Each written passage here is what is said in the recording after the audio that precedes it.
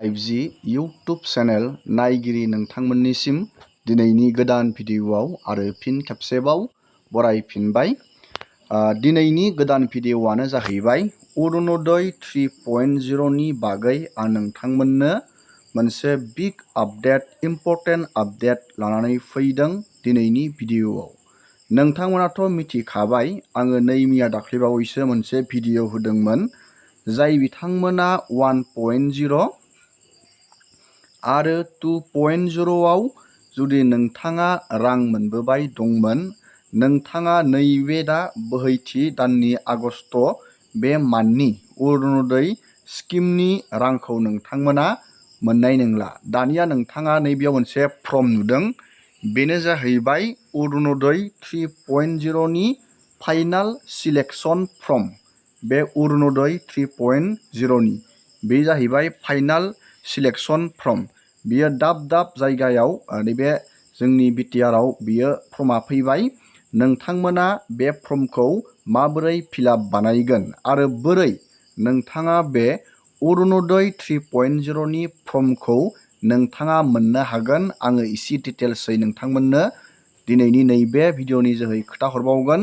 मानो होनोब्ला गोबां मानसिफोरानो एबारनि नैबे अरुणोदय 3.0 आव बेनिफिसारि हिसाबै सायख'जानो थांगासिनो दं। गोबां गोनो गोथो जादों जानो हागौ, आङो बे फर्मखौ बोरै मोनगोन, बा जाय बिथांमोना मोनखाबाय थायो बिथांमोना साननो हागौ आंनि अरुणोदय स्किमा दानजासिगोन नामा, बेफोरबायदि नोंथांमोना गोबां गोनो गोथो जादों जानो हागौ। ए टु जेड आपडेटखौ आङो सावरायगोन, नोंथांखौ बोरै सायख'गोन आरो नोंथाङा बे फर्मखौ मोननानै बोरै अरुणोदय स्किम नैबे 3.0 आव गावनि मुंखौ सासे बेनिफिसारिनि लिस्टआव दैथायहरनो हागोन। गोबां इम्पर्टेन्ट भिडिअ', जाय बिथांमोना अरुणोदय 3.0 खौ नेगासिनो दं, नोंथांमोननि थाखाय मोनसे गोजोनथाव खौरां। अल आसामाव 40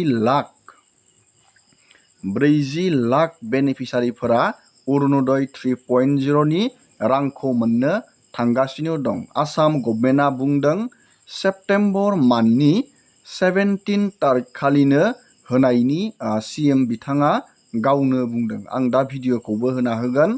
नैबे अरुणोदय 3.0, 1.0, 2.0 लोगोसे 3.0 बे मोनथामखौ लोगो नांनानै 40 लाख बेनिफिसारिफोरा अरुणोदय स्किमनि रांखौ मोननो थांगासिनो दं।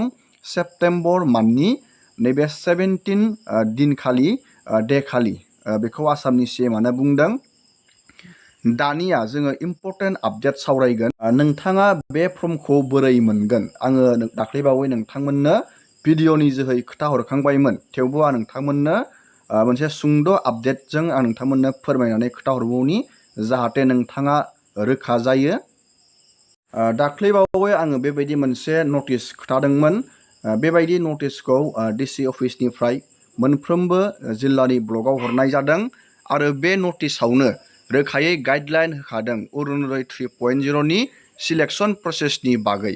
गिबियावनो आं नोंथांमोननो दाख्लै खोन्थाखांबाय, बेबायदि नोंथांमोना बेबायदि फर्मेटआव नोंथांमोना गावबा गावनि मुंखौ सोसननो नांगोन। बोरै सोसननो, नोंथांमोनाथ' मिथिखादों, गामियावनो मोनसे गावहबा, मोनफ्रोमबो गामियाव मोनसे मोनसे गावहबा जादोंमोन। बे गावहबायाव रोखायै नोंथांमोननो फोरमायनाय जाखादोंमोन दि अरुणोदय स्किम मोननो थाखाय गिबियावनो बिधवा जानांगोन, डिसेबिलिटि, हाबा जायै हिन्जाव आरो बायदिसिना बेमारजों भुगिनानै थानाय, बा नोंथांनि न'खरनि इनकामा 2 लाखनि गाहायाव, बेफोरबायदि क्राइटेरियायाव जुदि नोंथाङा गोग्लैयो, लोगोसे नोंथांनि आखायाव रेशन कार्डआ मेन्डेटरि थाथारनो नांगोन।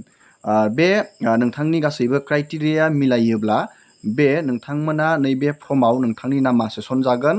आरो नोंथांनि नामखौ सोर सोसनगोन, बेयाव आङो मोनसे कमिटि दानायनिबो बाथ्रा बुंदोंमोन। मोनफ्रोमबो भट होग्रा पुलिं स्टेसनाव नैबेयाव 4 मेम्बार, नोंथांमोननि बे भट होग्रा पुलिं सेन्टाराव 4 मेम्बार सायख'नाय जादों। बे 4 मेम्बारा नोंथांनि नामखौ आरो नोंथांनि डिटेल्स, नैबेयाव नोंथाङा नुनो मोनदों नोंथांनि नाम आरो रेशन कार्ड आरो नोंथांनि क्राइटेरिया आरो नोंथांनि district, LAC, block, panchayat, police station आरो बेयाव टारगेट हरनायनिबो आं बाथ्रा बुंदोंमोन।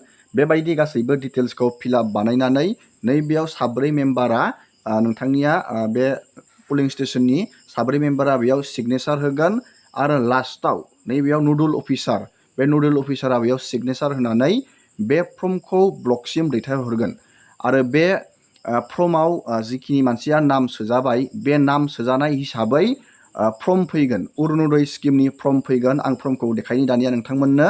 दानिया नोंथाङा रोखा जाबाय जानो हागौ। दानिया नोंथाङा बे फर्मखौ बोरै मोनगोन आं नोंथांमोननो खोथाखाबाय। नोंथाङा दहायनि फर्मेटआव नोंथांनि नाम रेशन कार्ड आरो क्राइटेरिया सोजानो नांगोन अब्लासो नोंथाङा बे फर्मखौ मोनगोन। बे फर्मखौ मोनबाथाय नोंथाङा फाइनाल अरुणोदय 3.0नि थाखाय नोंथाङा सिलेक्ट जागोन। नोंथाङा बे फर्मखौ फिलआप बानायनानै रेशन कार्ड बेंक एकाउन्ट बायदिसिना नोंथाङा डकुमेन्टखौ होनांगोन। आं डकुमेन्टखौबो नोंथांमोननो खोथागोन। नोंथाङा बे 3.0आव मा डकुमेन्ट होनानै नोंथाङा बे फर्मखौ साबमिट होनांगोन आं नोंथांमोननो खोथाहरनि। बेबायदि नोंथाङा फर्मखौ मोनगोन नैबेयाव अरुणोदय 3.0। गोबां जायगायावनो बे फर्मआ दा फैबाय। गोबां मानसिफोरानो फिलआप बानायगासिनो दङ। नैबेयाव नोंथांमोननियाव सोंदों सर्टकाटै आं खोथाहरनि नैबेयाव फट' होनांगोन नोंथाङा। फट'खौ नोंथाङा गांनै लाबानो जाबाय। नैबेयाव सिथाबना होबानो जाबाय। आरो नैबेयाव रेशन कार्ड आरो नैबेयाव डिस्ट्रिक्ट नोंथांनि LEC नोंथाङा बेखौ हाखागोन बा नोंथाङा जुदि रोङा नोंथाङा बेखौ सोरनोबा गोरों मानसिफोरनो फिलआप बानायनानै होबानो जाबाय। फिलआप बानायनो होबानो जाबाय। नैबेयाव नोंथांनि एप्लिकेन्ट नाम नैबेयाव एप्लिकेन्ट डिटेल्स होनांगोन। नोंथांनि एप्लिकेन्टनि नाम फार्स्ट नाम मिडिल नाम लास्ट नाम आरो नोंथांनि नैबेयाव होनांगोन।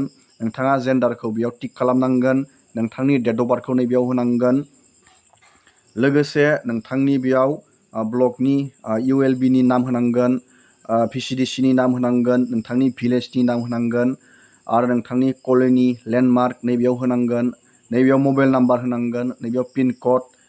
नोंथाङा बे फर्मखौ हागोन। जोबोर इजि फर्म बियो। आरो नैबेयाव नोंथांनि हाउस नं आरो नोंथांनि पुलिस स्टेशननि नैबेयाव नामखौ होनांगोन। बेबायदि नोंथाङा फिलआप बानायनो नांगोन। दानिया नोंथाङा बुजिबाय नोंथाङा फर्मखौ बोरै फिलआप बानायनो। आरो बेयाव नेक्स्ट मोनसे दंबावो। दानिया आङो फर्मनि बेक साइडखौ लादों। बेक साइडआवबो बेबायदि थागोन। नैबे प्रायरिटि हाउस हल्ड नोंथाङा बबे मोनसे प्रायरिटियाव गोग्लैयो जेरै उइन्ड' आं दहायनो बुंखादों हौवा थैजानाय नैबे उइन्ड' हिन्जाव आरो नैबे दिव्यांगन जाय बिथांमोना डिसेबिलिटि जानानै दं। डिसेबिलिटियाव खिन्थु हौवाफोराबो एप्लाइ बानायनो हागोन।